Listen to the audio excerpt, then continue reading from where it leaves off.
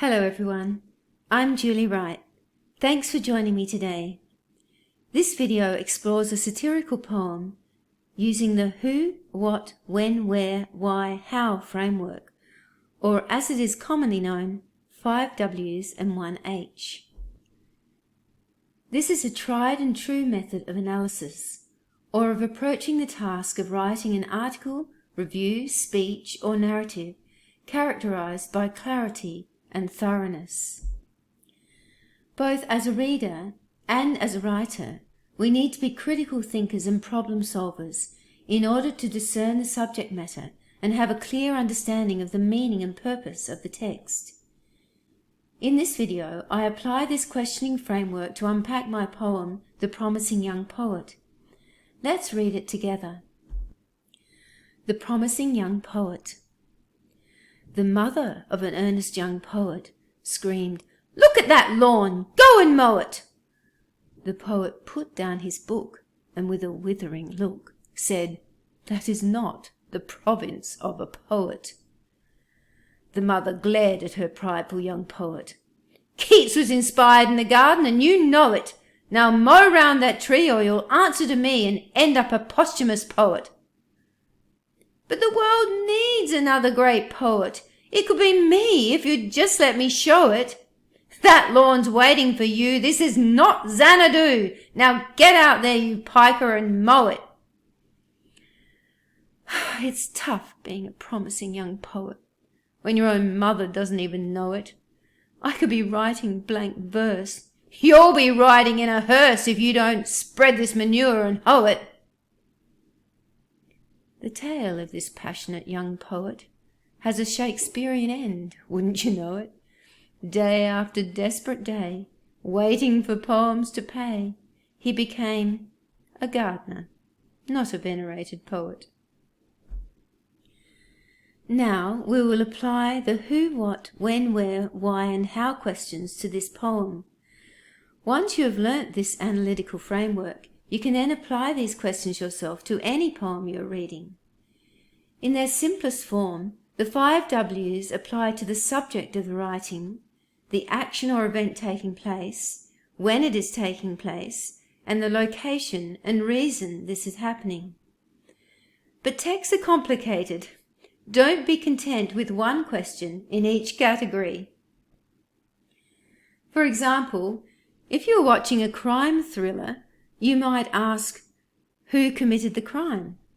Who saw the crime being committed? Who discovered it? Who are the suspects? Who is investigating the crime? Who is acting suspiciously? Who is telling the story? Who are they hoping to influence? Etc., etc. Notice how many who questions can be asked about this text.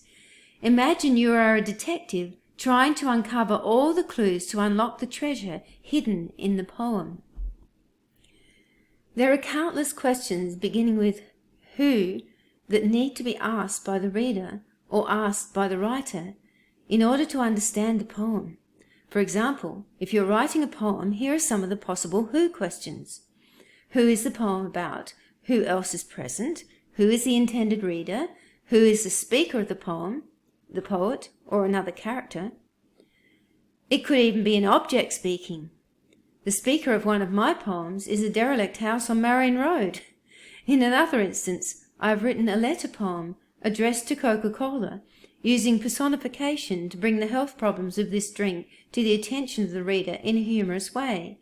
Let's have a quick look at it. Dear Coke, we didn't even have a television when you first hit the shops. It was back in the olden days when girls wore bobby socks and boys greased their hair and wore white grandpa jocks. It didn't take long till you were top of the soft drink pops, but people started drinking so much we needed a sugar detox. Thanks for taking the time to listen. Zero sugar Coke really rocks. Sorry, I have to sign off now. Just wanted to give you props. Your most ardent fan, Foxy Locks. Who is being addressed in this poem? Coke. Who else is being addressed? The young reader. who the writer hopes will heed this warning against imbibing excessive sugar in their diets, symbolised here by Coke. So, to summarise, who, what, when, where, why, how provides a framework to help you unpack any poem as well as write one. Now let's use these questions to analyse the promising young poet. In the suggested answers, I have put the key meta-language of poetry analysis in bold to remind you of the poetic devices you should be identifying, as these are used by poets to convey their messages, themes and purpose, the whole point of a poem. We'll just read the poem again so that it becomes more familiar to you. By the way, you can find the poem on page 84 in my first poetry collection, Infinite Connections, if you have a copy handy. The promising young poet. The mother of an earnest young poet screamed, "Look at that lawn! Go and mow it!" The poet put down his book and with a withering look said, "That is not the province of a poet." The mother glared at her prideful young poet. "Keats was inspired in the garden and you know it. Now mow round that tree or you'll answer to me and end up a posthumous poet." "But the world needs another great poet. It could be me if you'd just let me show it." "That lawn's waiting for you. This is not Xanadu. Now get out there, you piker, and mow it." It's tough being a promising young poet when your own mother doesn't even know it. I could be writing blank verse. You'll be riding in a hearse if you don't spread this manure and hoe it. The tale of this passionate young poet has a Shakespearean end, wouldn't you know it? Day after desperate day, waiting for poems to pay, he became a gardener, not a venerated poet. Now let's start with the who questions. The first question, who is the speaker of the poem? This is always a good place to start. This poem is unusual in that you hear three voices, the mother, her sons, and the poet's voice. Through the dialogue in the first four stanzas, we are clearly shown the mother and son's opposing points of view, and the final verse is written from the poet's perspective, writing in the third person as she reflects on the argument between the mother and the son from the vantage point of looking back at the consequences of their choices. Next, who is the central focus? Here it is the mother and son, but they are also representative of the parent-teenager relationship and the kind of battles that are part of that relationship. We might also ask, who else is present? In this case, the poet is present, bringing her commentary on the situation in the final verse. Who is alluded to? Well, there are a lot of allusions. The first is to John Keats, the Romantic poet from the 19th century. There is a specific allusion to his famous poem, The Nightingale.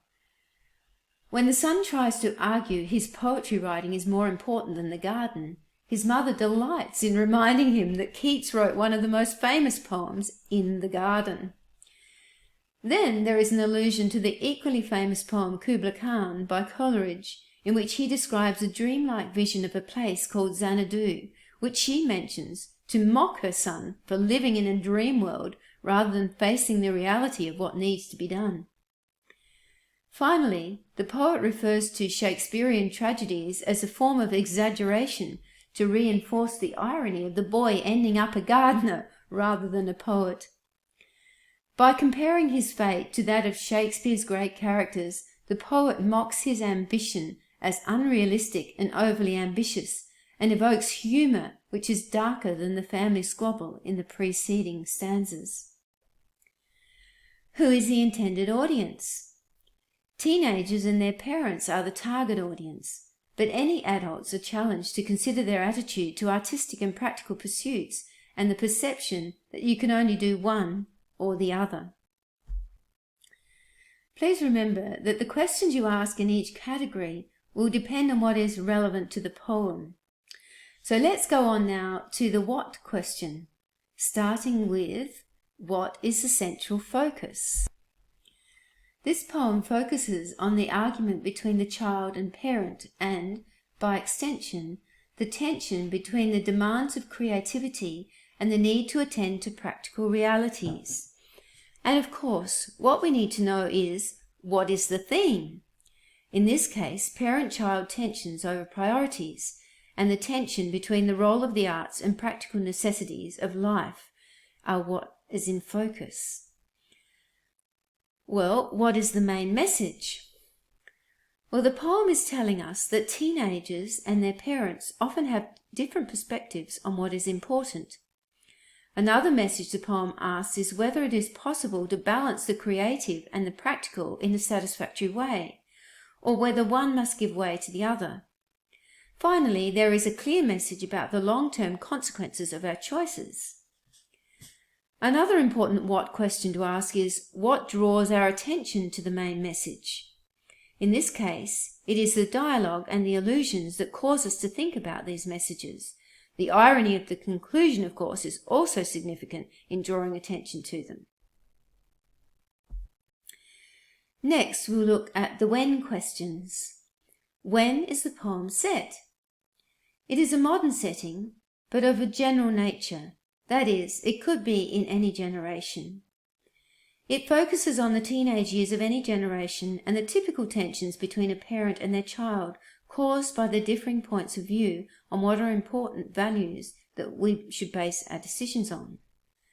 That includes things like whether parental authority or a child's desires should take precedence in the decision-making process and whether creative pursuits should take precedence over practical pursuits or vice versa. When does the action take place? In some poems, it may specify a season. For example, Keats has a famous poem called Ode to Autumn, or it may be a historical era or during an event, such as a presidential inauguration or a pandemic. Many people have written poems about the effect of the COVID-19 pandemic on them and their communities, for example. In The Promising Young Poet, it is set during the teenage years, which could be in any era, because these kinds of tensions between parents and their offspring are perennial. Okay, the where questions are next. They involve looking at the setting of the poem. Where does the action take place? Here, the images are predominantly the garden, but there are also implied contrasts in this through the grand idea of Xanadu, Coleridge's fantasy garden paradise, which symbolizes the mother's son's dream world of overblown ambition. Contrasted, of course, to the reality of his mother's garden with the crass image of the manure and hoe waiting for the son. Where does the poet take the reader? That's another interesting question that will often pop up. So here the poet takes the older reader into their memory banks, to their own battles with their teenagers, whilst the teenage reader can relate strongly to this tension between parental expectations and their own desires. This builds empathy with both the older and the younger reader, as they can empathise with the battling mother and son. They have been in this place. The next series of questions are the why questions. These are very important because poets write for a purpose, and the reader's task is to ascertain that purpose if they are going to fully understand the poem.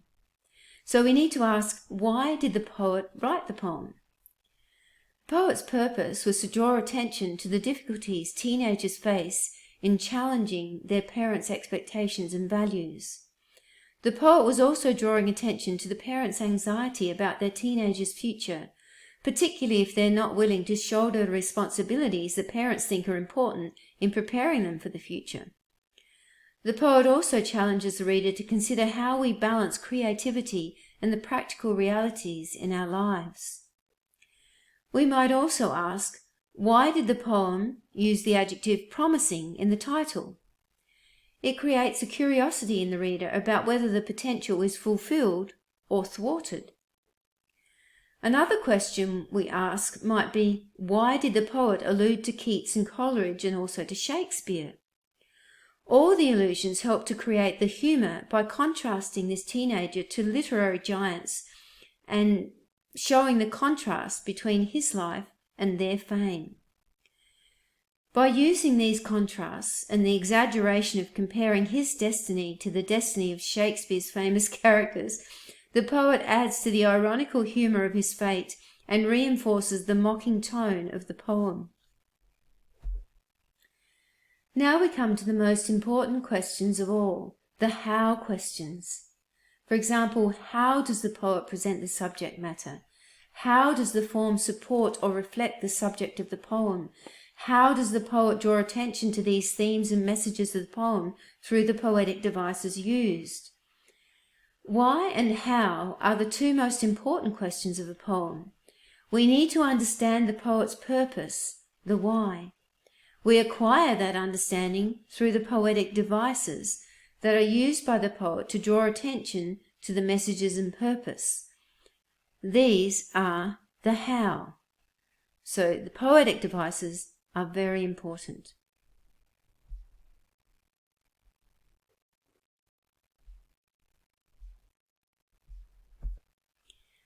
To summarize, poetic devices are used to engage the reader and convey the subject, tone, message, and purpose of a poem.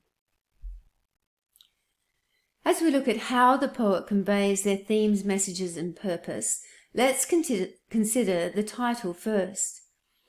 The title is the first engagement with the poem and can act as a hook that intrigues the reader, as this one does, because we don't know whether the young poet fulfills his promise or not, so we want to read on and find out. Alliteration and emotive language are combined in promising and poet, but the ambiguity of the adjective keeps us in suspense as to what will happen. We could make an inference one way or the other. Will he become a great poet, or will his potential prove unequal to his ambition? Form can also help the poet to achieve their purpose. In this case, the form mirrors prose in that it tells a story and is divided into stanzas that are the equivalent of paragraphs, with a beginning that introduces the argument between the mother and son, then moves through the stages of the argument as the tension rises before coming to an ironic conclusion. The regular rhyme of the 5-line form helps establish the storytelling element of this poem, as each verse presents a different chapter, so to speak, of the argument, and the final verse provides an epilogue to the story. The rhyme works well with the exaggeration and irony to produce the humorous tone of the poem.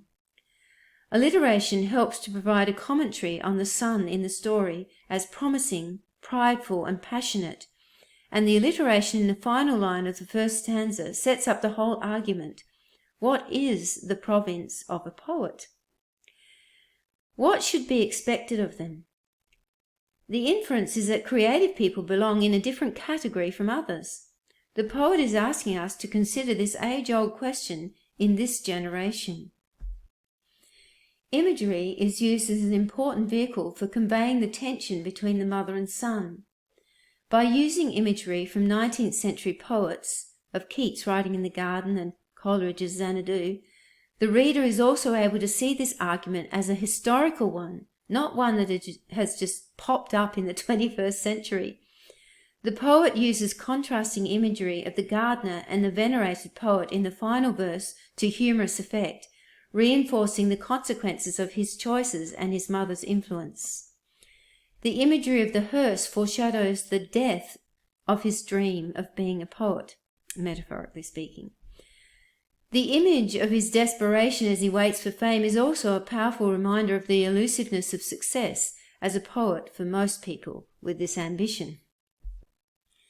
Tone is another important element that needs to be unpacked. How does the poet convey a tone?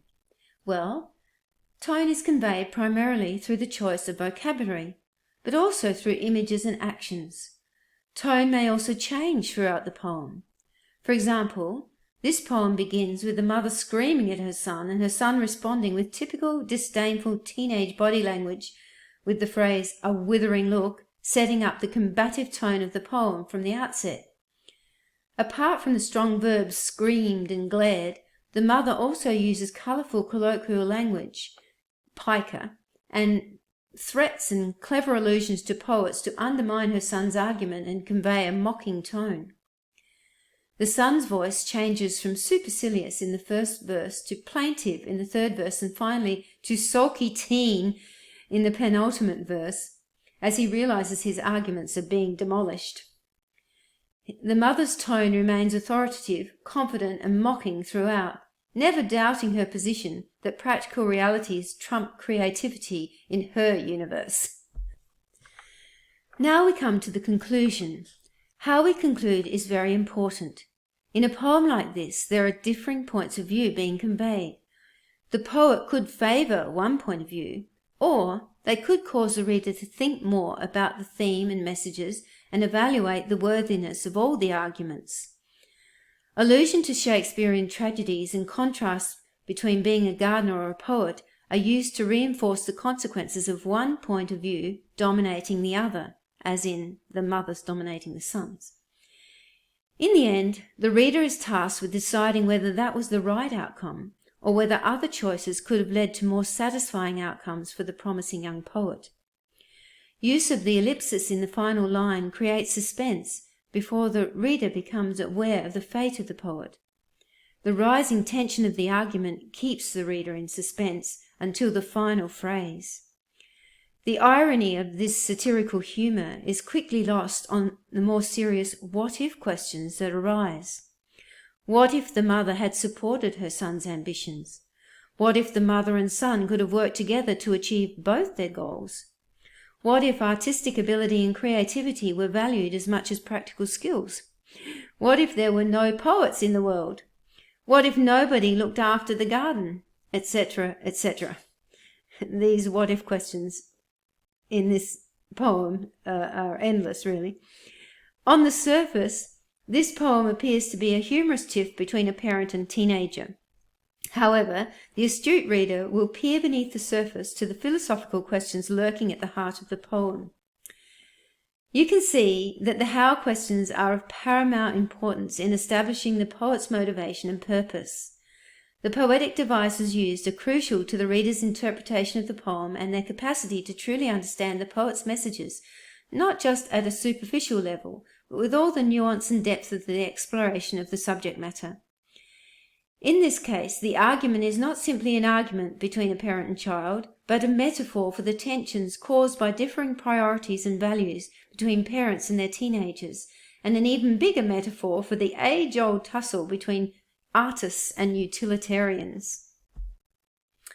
So, how can you ensure you have understood the meaning and purpose at the heart of the poem?